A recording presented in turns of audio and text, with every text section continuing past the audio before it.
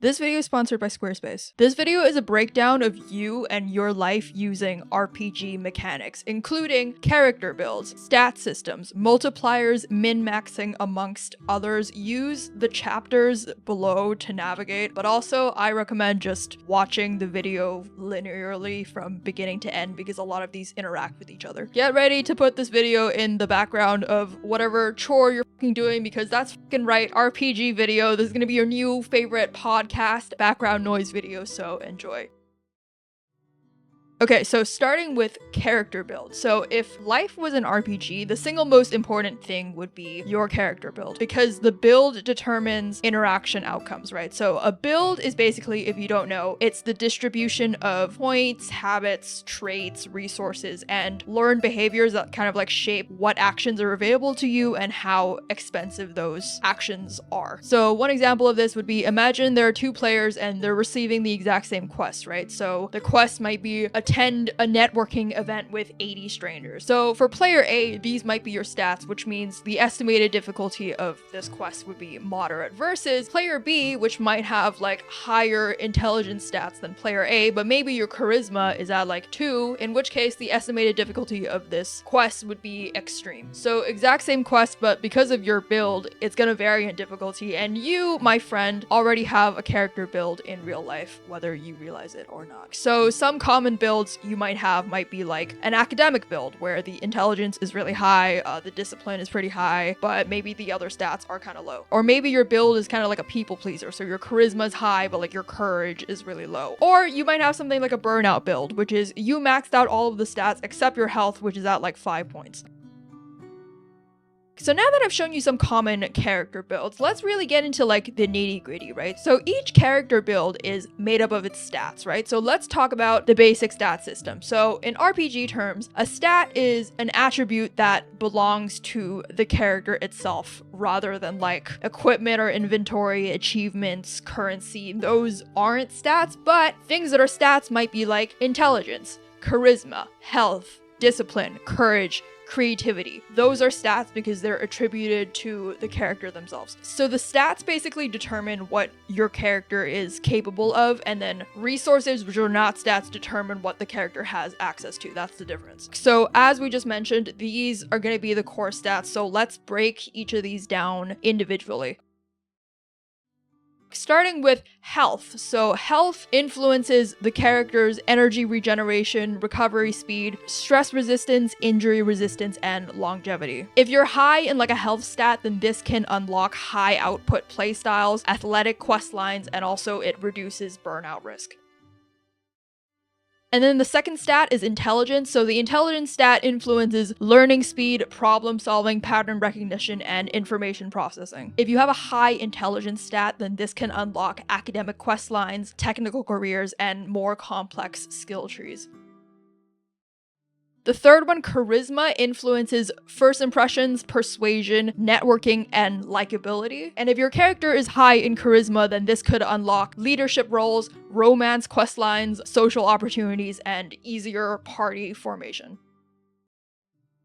The discipline stat influences consistency, habit formation, delayed gratification, and goal completion. And if you have a high discipline stat, then that might unlock long quest chains. It also makes skill mastery easier and compound progression. One special thing about the discipline stat is that it has a passive effect, and the passive effect is that it reduces grinding fatigue.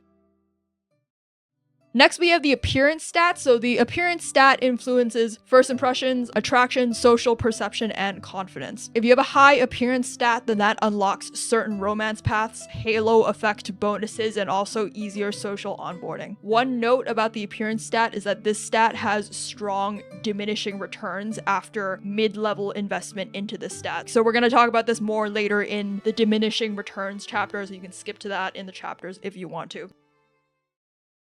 The next stat is wisdom. So wisdom influences judgment, decision quality, self-awareness, and risk assessment. So this is different from intelligence. If you have a high wisdom stat, then that unlocks better quest selection, fewer self-inflicted debuffs, and improved long-term outcomes. And also wisdom is a passive effect where it prevents investing skill points into stupid shit.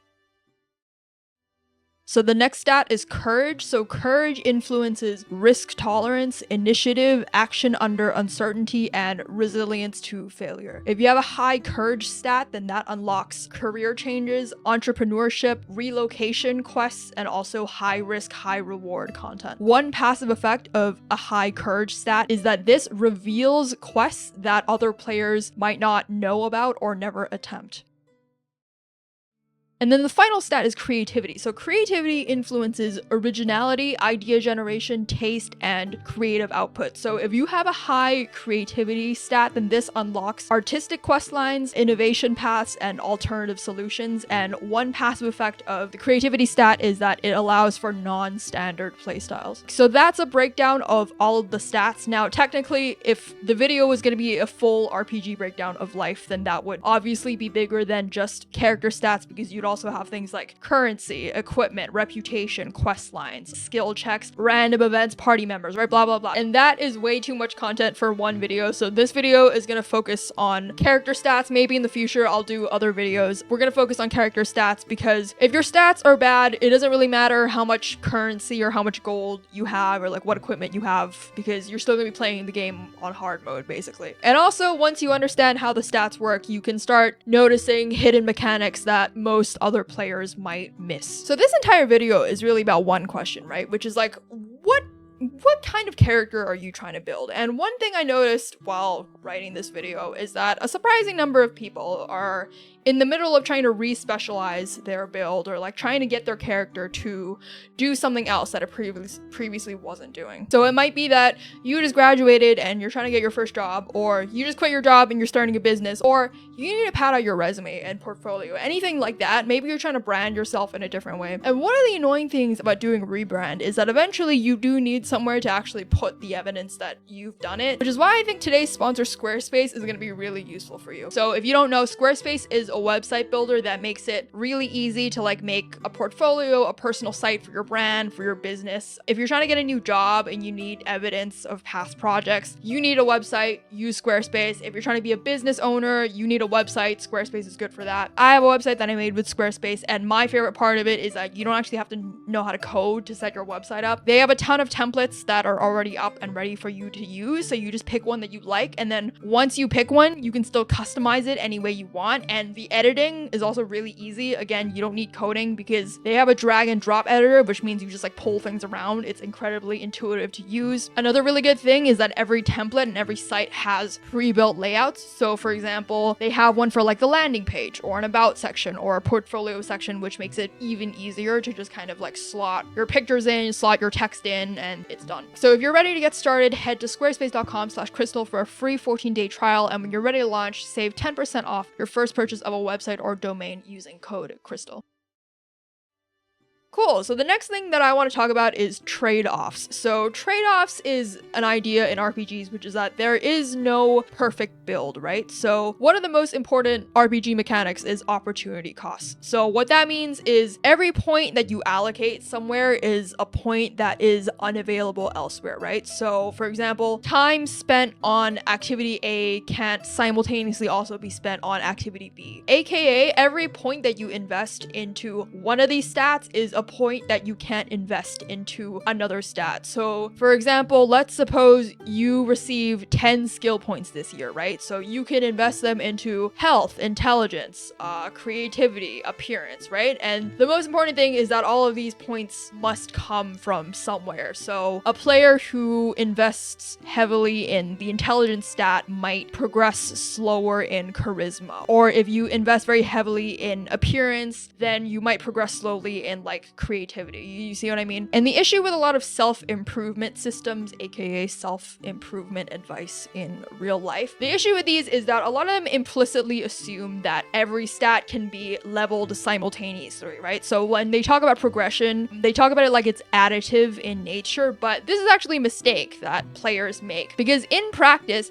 progression is actually competitive in nature, meaning progression is constrained by limited resources, right? So those limited resources might be time, energy, attention, money, which means, therefore, every character build has trade-offs. Some common ones might be if your objective is high achievement, or if you invest heavily in career, that often consumes the resource of time. High social investment also consumes the time resource a lot. You know, high fitness consumes time. So the interesting question when considering your character build is actually which stats are you willing to sacrifice in order to improve the other ones? And when thinking about that question, one thing that you should consider is the concept of diminishing returns, which is the next thing we're going to talk about.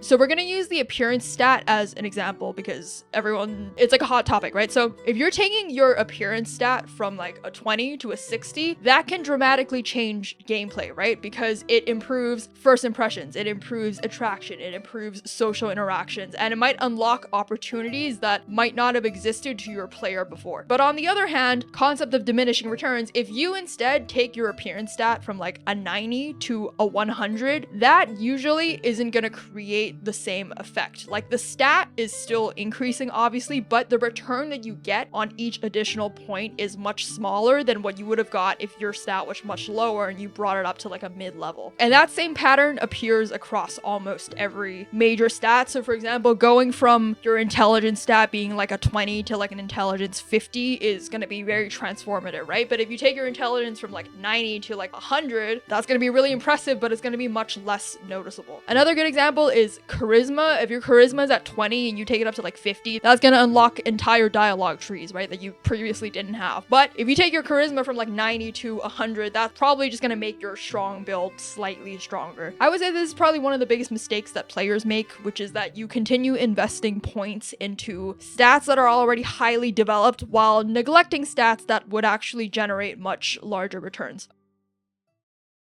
Okay, and then moving on, the next concept that I want to talk about is multiplier stats. So some stats behave differently in the sense that this stat amplifies the effectiveness of other stats, which makes it a multiplier stat. So one really good example of a multiplier stat would be health. So a player with high intelligence, creativity, and charisma can still perform really poorly if the health stat is extremely low, right? So health affects the effective output of the entire build. The discipline stat is also similar to that because most other stats require repeated investment in order to level them out, right? So if you have a high discipline stat, then that can also level health, intelligence, charisma, creativity, and appearance more efficiently than if you're a player with low discipline as a stat. So in practice, discipline reduces the cost of future progression. Hello, I made a digital PDF of the information found in this video. It's basically just a cheat sheet to the character stats.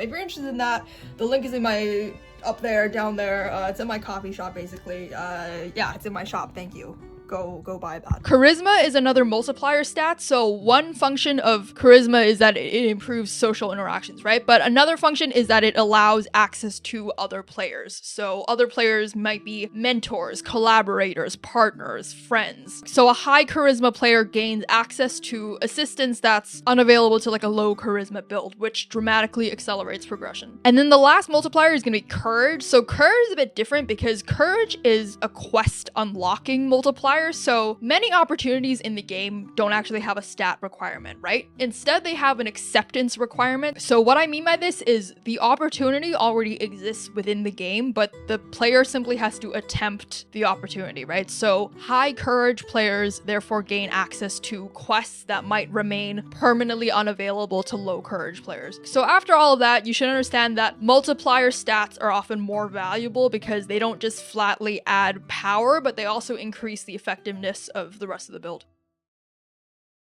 Cool, so the next thing that we're going to talk about is min-maxing. So min-maxing is a practice where you deliberately sacrifice certain stats in order to maximize other stats. So real life contains many recognizable min-max builds. One that I'm sure you're familiar with is the looks maxer, which, look at the name, if you didn't guess where the phrase originally came from. So the looks maxer character build, the objective of this build is pretty simple, right? It's to maximize the appearance stat. So you might have maxed the appearance up to like 95, but you might have like dumped the stats for everything else. So the result of that is a build which receives very strong first impression bonuses, but they lack investment in other areas of progression. Potentially including charisma, which I feel like is also a motive for a lot of looks maxing, which is that it's harder to level the charisma stat than it is to keep pushing the appearance stat up. Another common build is what I call like startup founder build or like entrepreneur build. So this is a build that heavily prioritizes progression, speed, and risk taking. So it might be like really high in discipline and courage, maybe creativity, but health is probably at like 5. Another common build that I know of is the PhD build. So this build specializes deeply in one area of the map. Stat allocation might be like intelligence at 95, discipline at 80, but again, health is maybe like at 10. So the trade-off here is you gain exceptional expertise, but at the cost of broader stat development. And the final min-max example I have for you is the Prestige Chaser build. So the objective of this build is to like maximize status acquisition. So this build optimizes for highly competitive progression paths, right? So think an associate at like a big firm or like an investment banking analyst. So the stat allocation for this type of build, it might be like discipline is at 99.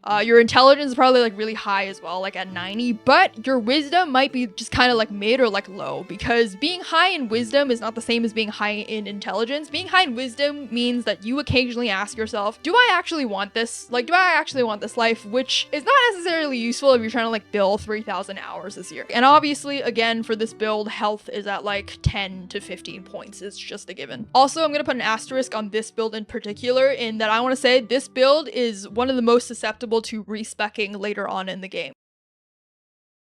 Which brings us to our next topic, which is respecs. So respec is short for respecialization, and that is when a character fundamentally changes their build and their progression strategy. So for example, if a player who spent their early game maximizing for intelligence and discipline later decides to invest into creativity, or like a player who previously optimized for appearance and charisma later deciding to optimize and focus on wisdom. So a respec can be a partial respec or it can be a full respec. So a partial respec might be like a lawyer that once worked at a huge firm switching to in-house counsel for better hours at slightly less pay and prestige, or it can be dramatic, like that same lawyer completely quitting their job and like becoming a fucking yoga instructor full-time. I'd say that partial respecs tend to be more common, especially the longer a player has been in the game. So a common example might be that early in the game you're optimizing for status, so your discipline stat is high, your intelligence is high, but later in the game you're optimizing for stability and peace, and so you're trying to reinvest your points towards health and wisdom. Another one might be like going from an academic or specialized build to like an entrepreneur build or an artist build. So early in the game, maybe you devoted a lot of your time to being really knowledgeable about a subject, so you're maxing intelligence and discipline, you're going to school basically, but later in the game the player decides they want like other people to care about the subject, or maybe you decide you want to do something else that you're more passionate about, but that requires a respec, and it also requires skill points in courage, charisma, and creativity, and so those might be underdeveloped areas early in the game, and so you respec in order to unlock and accept these new quest lines, like starting your own business, launching a company, becoming an artist. So if you think about it, the biggest challenge about this kind of respec is that the old build typically rewarded being correct or like doing the right thing. There's like a solid, concrete benchmark of if you did something correctly, but the new build rewards taking a lot of actions before you're certain that everything will work out for you. One extra thing to note is that respecs tend to become more expensive over time, so the longer that you've been in the game, because your existing stat allocation starts generating resources, reputation, equipment, and quest lines that depend on your current build. So for example, if a player spends the first 20 years, first 20 levels investing heavily into discipline and optimizing for wealth and status, then over time that build generates reputation and resources and career quest lines, right? All of which are connected to the existing stat allocation. So if at like level 22 a player then wants to respec, the cost might be uncertainty and embarrassment and failure, and maybe your party thinks there's something wrong with you, but overall it's kind of an easier respec, right? But on the other hand, let's say you're not on level 22, you're on level 42, and you decide to respec now. That respec is probably going to cost you more because you have more resources, more reputation, equipment, and quest lines that were generated by the previous build. And also at this point, there might be more dependencies beyond just the player's character. So that character might also be supporting a spouse, kids, aging parents, other resource or financial commitments, which also need to be accounted for. Obviously, this doesn't mean that a player can't respec. The player can still perform the respec. The game allows for that, but the cost is probably going to be much higher, which is why lots of players delay respecs. Cool, the next thing I want to talk about is build copying. So build copying is extremely common. It's pretty self-explanatory from the name, but it's when a player copies another player's build in the hopes of achieving the same desirable outcome. So for example, it might be that you see that another player seems successful, like they have high income, they have high status or strong relationships, maybe they have really good physique. But the issue here is that usually the players will focus on the outputs of these builds that they admire, but ignore the underlying stat allocation that led to that build, aka you might want to use someone else's build, but you haven't considered whether you'd actually enjoy the gameplay loop that that build requires. So for example, if you admire the outcomes generated by like a bodybuilder build or like a models build, but those builds require continuous investment into discipline and appearance, and you might not enjoy having to keep up with the gameplay loop in order to sustain those stats, right? Which is also a reason why build copying often fails, because players try to copy the rewards, but they also want to avoid the stat allocation that produced those builds. Okay, so the next thing I want to talk about are stat caps and bottlenecks. So eventually, most builds will encounter either a stat cap or a bottleneck. Starting with bottleneck. A bottleneck is a low-level stat that prevents the rest of the build from functioning properly, while a stat cap is the point at which further investment into an already strong stat produces very little additional value because another stat has become the limiting factor. I.e., it's when your weakest stat is like so weak, it starts becoming a problem, and your stronger stats can't really like compensate for that weak stat. So what does that play out as in the game? So one example would be a character that has really high discipline but low wisdom. I personally know a few people with this build, and it's a dangerous build because from the outside it often looks successful, right? So this could be the medical student who spent the last decade chasing increasingly difficult qualifications, or like a finance analyst making 6 figures at 24, right? But it can also manifest in like non-career ways, right? So like a bodybuilder who hasn't missed a workout in 4 years. So the good thing about the build is that the character possesses enormous capacity for effort, right? Which on the one hand is amazing. Discipline is a multiplier stat, as mentioned before, and it determines how effectively you pursue a goal. But the low wisdom would be the problem here, because wisdom determines whether the goal is worth pursuing in the first place, right? And so there's always the risk that this character wakes up one day and they realize everything that they've done up to this point, they achieved all of the objectives that they were aiming for, followed immediately by they're not actually sure if they want any of this stuff that they were working for. So in this case, the build isn't suffering from a lack of its strongest stat, which is discipline, but it's actually suffering from the lack of its weakest stat, which is wisdom. Another build you might see quite often is high creativity but low courage. So I feel like you see this a lot in like players kind of earlier in the game, for example, teenagers and people in their 20s. So I feel like this is like the type of player who spent 5 years, 5 levels talking about writing a novel, or like they really want to start a YouTube channel or like become an actor or an artist or something, and then every few months or so they generate like another excellent idea or excellent passion, and maybe in the privacy of their own home they act on these great ideas, right? So the bottleneck here is that they don't act on opportunities, right? Such as showing others their work or risking rejection or risking embarrassment. And the final bottleneck that I want to talk about is low health. So I would argue that low health is one of the most common bottlenecks that players encounter in the entire game. So many players attempt to solve motivation problems or career problems, productivity or relationship problems by leveling up the other stats, right? But everything will be harder if your health is at like 5 points. And health tends to be one of those stats that is neglected by players, and if one of your stats is low enough, it can also make you susceptible to debuffs, which is what we're going to talk about next. So in RPGs, a debuff is a temporary negative status effect applied to a character. So common examples of debuffs include sleep deprivation, burnout, illness, chronic stress, grief, heartbreak. And the important distinction is that a debuff applies penalties across multiple stats of the character simultaneously. So for example, right, if your character has the debuff of sleep deprivation, which how likely is it that your character currently has? It's pretty likely. Then all of your stats are going to go down, right? So for example, your intelligence is going to go down by 20. Your discipline is going to go down by another 20. You know, maybe even your appearance stat goes down by a few points. So a debuff is different from a bottleneck because while the solution to a bottleneck is to invest skill points into the stat itself, right? So for example, if intelligence is your bottleneck, then you just have to like invest or level up your intelligence stat. But a debuff is different from this because a debuff, on the other hand, has to be solved by removing the status effect itself. So what I mean by this is,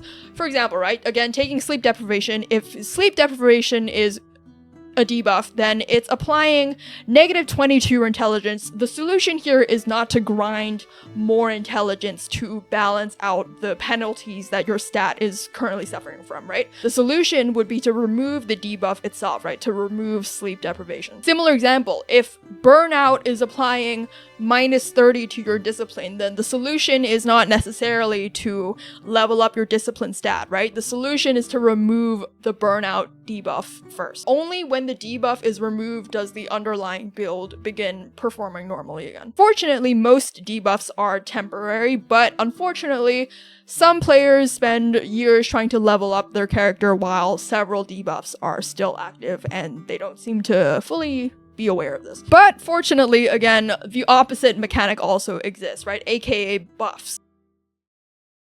So buffs is basically opposite of debuff. It's a temporary or persistent positive status effect that is applied to the character. So just like debuffs can reduce the effectiveness of multiple stats at once, the buff can increase them. So some common examples of buffs that you might encounter in the game include momentum, inspiration, flow state, I don't really like the term, flow state, and other effects that might temporarily increase the effectiveness of the build. And the last concept that I want to talk about in this video is character creation RNG. So this is basically the random factors which are assigned to a character before gameplay actually begins. So it's basically the random factors affecting your starting build, basically. So the process is completely random and it affects your stats, your resources, and your environment when you start. And unfortunately, the process, because it's random, it's also kind of unfair because some players might just have higher stats to begin with, like higher intelligence or higher appearance, or some might have more starting resources, you know, like financial resources or strong social and family networks.